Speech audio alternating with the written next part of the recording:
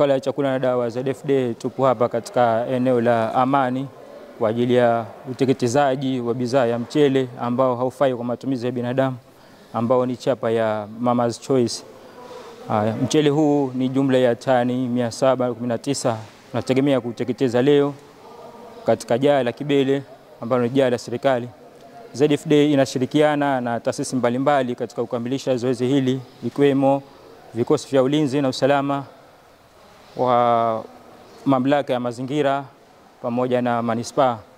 Wakala ya Chakula na Dawa itahakikisha mchele huu umeteketezwa ili kuhakikisha kwamba haurudi kwa wananchi na kuleta madhara kwa wananchi.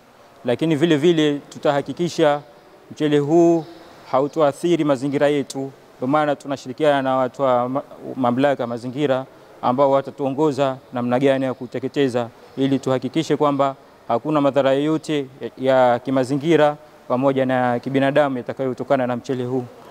Mchele huu kabla ya kuteketezwa umefukizwa maksudi ili kuhakikisha wadudu wote ambao wanaweza kusambaa pale ambapo mchele huu tukiutoa hapa kuelekea jani unaweza wakaleta madhara kwa mimea yetu na mazingira yetu yaliyozuia.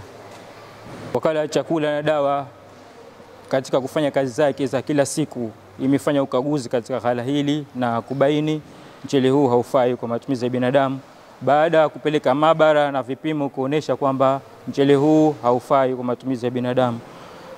Mchele huu kutokana na vipimo vya maabara inaonesha kwamba pale ambapo utatumika kwa jamii wanaweza kupata matatizo mbalimbali yakiwemo maradhi ya matumbo na maradhi ya kansa pamoja na maradhi mengine. Kwa hiyo ndio maana tunahakikisha kwamba mchele huu haurudi kwa wananchi ili kuepukana na maradhi hayo. Inatoa wito kwa wafanyabiashara kuhakikisha bidhaa zao za chakula wanazihifadhi katika mazingira ambayo ni sahihi yenye kupitisha hewa kutosha ili kuepusha unyevunyevu ambao utaweza kuathiri bidhaa hiyo. Lakini vile vile tunashauri wafanyabiashara na wananchi pale ambapo watabaini bidhaa zao zimemaliza muda au zimeharibika watoe taarifa mapema kwa ZFD ili kuweza kushirikiana nao kuteketeza na kuepusha madhara yote ambayo yanaweza kutokezea kwa jamii.